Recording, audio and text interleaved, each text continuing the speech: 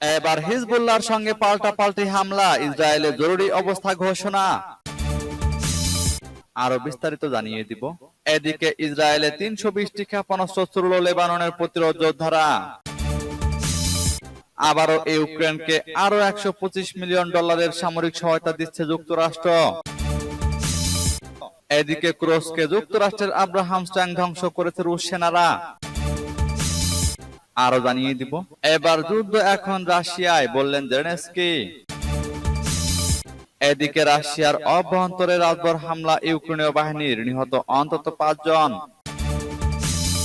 আবারও ইসরায়েলি হামলায় আরো ৬৯ জন ফিলিস্তিনি নিহত। এবং সর্বশেষে জানিয়ে দিব। এদিকে যুক্তরাষ্ট্র ও ইউক্রেনকে নতুন হুঁশিয়ারি রাশিয়ার। শুনছিলেন সংবাদ শিরোনাম, এখন বিস্তারিত। তবে তার আগে অনুরোধ থাকবে, এই ভিডিওতে একটি লাইক দিন এবং কমেন্টস করে জানিয়ে দিন আপনি কোন জেলা থেকে বা কোথায় থেকে আমাদের সাথে যুক্ত রয়েছেন। এবং সংবাদের সর্বশেষ গুরুত্বপূর্ণ আপডেট পেতে চ্যানেলটি সাবস্ক্রাইব করে আমাদের সঙ্গে থাকুন। এবার হিজবুল্লাহর সঙ্গে পাল্টাপাল্টি হামলায় ইসরায়েলে জরুরি অবস্থা ঘোষণা। ইসরায়েলি বাহিনী ও লেবাননের হিজবুল্লাহ গোষ্ঠীর মধ্যে পাল্টাপাল্টি হামলার ঘটনা ঘটেছে। উদ্ভুত পরিস্থিতিতে ৪৮ ঘন্টার জন্য ইসরায়েলে জরুরি অবস্থা জারি করা হয়েছে। আজ রোববার এক বিবৃতিতে হিজবুল্লাহ জানায়, গত জুলাই মাসের শেষ দিকে সংগঠনের কমান্ডার ফুয়াদ শৌকর হত্যার বদলা নিতে তারা ইসরায়েলে বিপুল সংখ্যক ক্ষেপণাস্ত্র ছুড়েছে। এর মধ্য দিয়ে হামলার প্রথম পর্যায় সম্পন্ন হয়েছে। বিবৃতিতে আরো বলা হয়েছে, ইসরায়েলের ১১টি সামরিক ঘাঁটি ও ব্যারাক নিশানা করে ৩২০টির বেশি রকেট ছুড়েছে হিজবুল্লাহ। এর মধ্যে মেরুন ঘাঁটি সহ অধিকৃত গোলান মালভূমির ৪টি সামরিক স্থাপনা রয়েছে। এর আগে আজ সকালের দিকে লেবাননের দক্ষিণ অঞ্চলে ব্যাপক বিমান হামলা চালায় ইসরায়েলি বাহিনী। ইসরায়েল জানায়, হিজবুল্লাহ হামলার প্রস্তুতি নিচ্ছিল। এমন তথ্য পেয়ে তারা আগে ভাগে হামলা চালিয়েছে। লেবাননের রাজধানী বৈরুত থেকে আল জাজিরার সংবাদদাতা জেইনা খোদর বলেন, ইসরায়েলের হামলার বেশিরভাগের লক্ষ্যবস্তু ছিল সীমান্ত এলাকা। ১২০ কিলোমিটার সীমান্তের সর্বোচ্চ ৫ কিলোমিটার ভেতরে হামলা হয়েছে। ইসরায়েলি প্রতিরক্ষা মন্ত্রী ইয়োব গ্যালান্ট পরবর্তী ৪৮ ঘন্টার জন্য ইসরায়েলে জরুরি অবস্থা ঘোষণা দিয়েছেন বলে জানিয়েছে দেশটির সংবাদ মাধ্যম। এদিকে ইসরায়েলে ৩২০টি ক্ষেপণাস্ত্র ছুড়ল লেবাননের প্রতিরোধ যোদ্ধারা। লেবাননের প্রতিরোধ যোদ্ধা হিজবুল্লাহ ইসরায়েলের সামরিক ঘাঁটি ও ব্যারাক লক্ষ্য করে ৩২০টিরও বেশি ক্ষেপণাস্ত্র হামলা চালিয়েছে। এ হামলায় ড্রোন ব্যবহারের কথা জানিয়েছে লেবাননের প্রতিরোধ গোষ্ঠীটি। এ বিষয়ে লেবাননের পক্ষ থেকে বলা হয়েছে, তারা ইসরায়েলের বিরুদ্ধে হামলা প্রথম ধাপ সফলভাবে সম্পন্ন করেছে। খবর আল জাজিরার। লেবাননের আল মায়াদিন টেলিভিশনের খবরে বলা হয়েছে, দক্ষিণ অঞ্চলীয় লেবাননে ইসরায়েলের বিমান হামলার পর পাল্টা প্রতিশোধ নিতে শুরু করেছে প্রতিরোধ যোদ্ধা হিজবুল্লাহ। বিমান হামলার প্রতিশোধ নিতে ইসরায়েলে পাল্টা হামলা চালানো হয়েছে।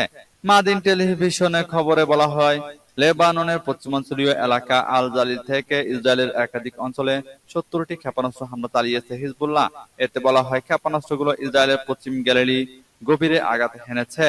এছাড়া অধিকৃত গোলান মালভূমিতে এগুলো আশ্রে পড়ে। এদিকে আগামী ৪৮ ঘন্টার জন্য জরুরি অবস্থা ঘোষণা করেছে ইসরায়েলের প্রতিরক্ষা মন্ত্রী।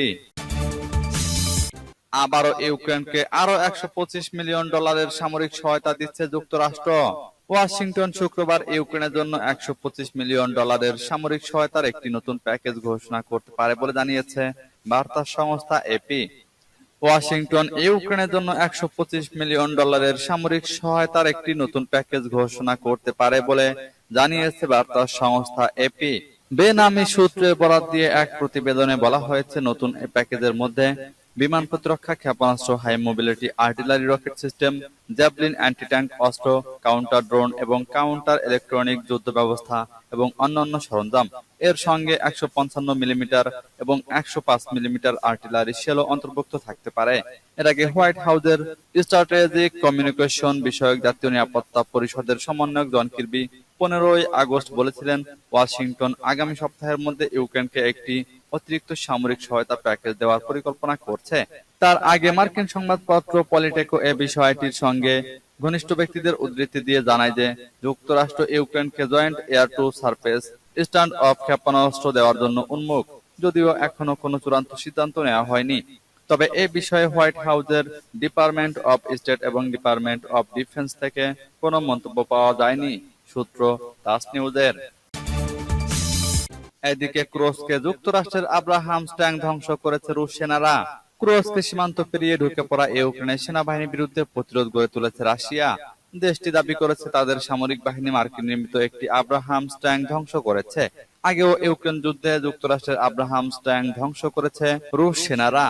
কয়েকদিন আগে ইউক্রেন জানায় ক্রুস্ক অঞ্চলের ৩৫ কিলোমিটার ভেতরে তাদের সৈন্যরা ঢুকে পড়েছে। সেখানে তারা ১,১৫০ বর্গ কিলোমিটার দখলে নেওয়ার ঘোষণা দেয়। এর মধ্যে ৮২টি বসতিও রয়েছে। এই হামলার ফলে গ্লুস্কেভ জেলায় সেইম নদীর একটি সেতু পুরোপুরি ধ্বংস হয়ে গেছে। এখন রুশ ভূখণ্ড থেকে ইউক্রেনীয় বাহিনীকে তাড়াতে জোরে সোরে অভিযানে নেমেছে রাশিয়া।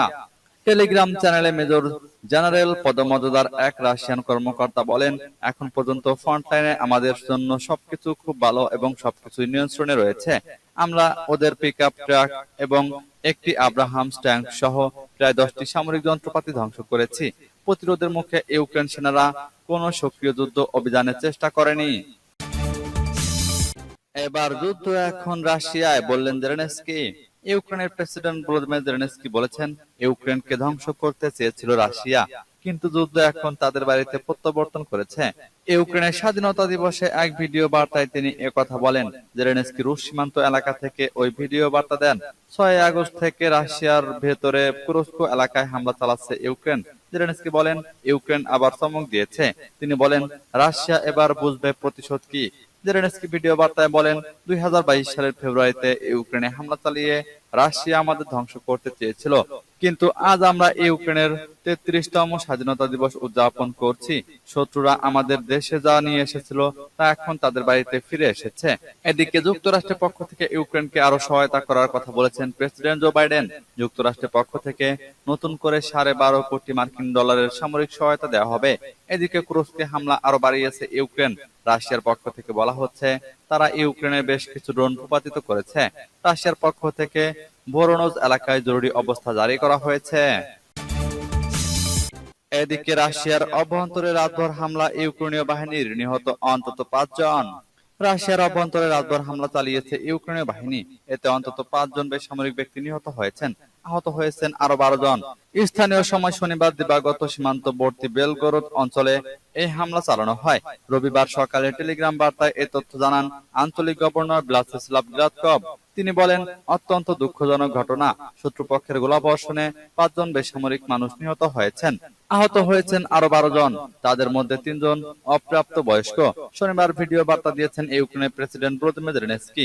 রুশ সীমান্ত এলাকা থেকে দেওয়া ভিডিও বার্তায় জেলেনস্কি বলেন, ইউক্রেনকে ধ্বংস করতে চেয়েছিল রাশিয়া, কিন্তু যুদ্ধ এখন তাদের বাড়িতে প্রত্যাবর্তন করেছে। এর আগে গত ৬ আগস্ট থেকে রাশিয়ার ভেতরে কুরস্ক এলাকায় হামলা চালিয়ে আসছে ইউক্রেন। জেলেনস্কি বলেন, ইউক্রেন আবার চমক দিয়েছে। রাশিয়া এবার বুঝবে প্রতিশোধ কি। সূত্র রয়টার্স ও এএফপির। আবারও ইসরায়েলি হামলায় আরো ৬৯ জন ফিলিস্তিনি নিহত।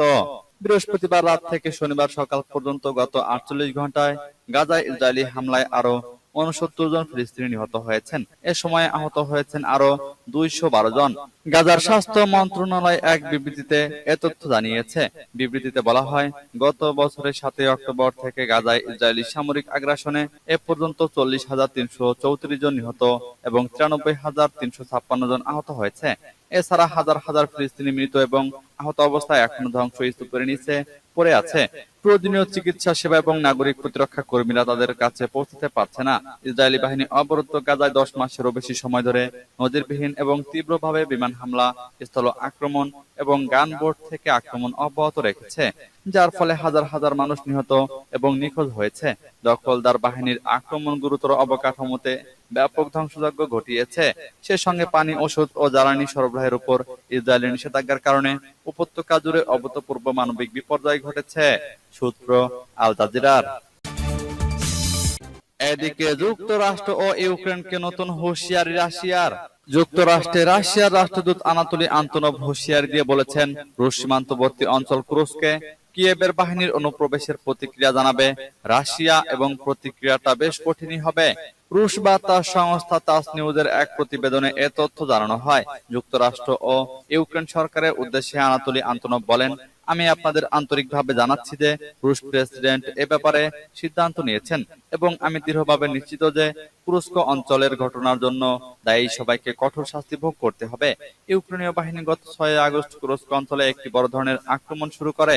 তারপর থেকে এ অঞ্চলে বারবার ক্ষেপণাস্ত্র হামলার সতর্কতা জারি করা হয়েছে এবং রাশিয়া সরকার সেখানে ফেডারেল পর্যায়ের জরুরি অবস্থা ঘোষণা করেছে।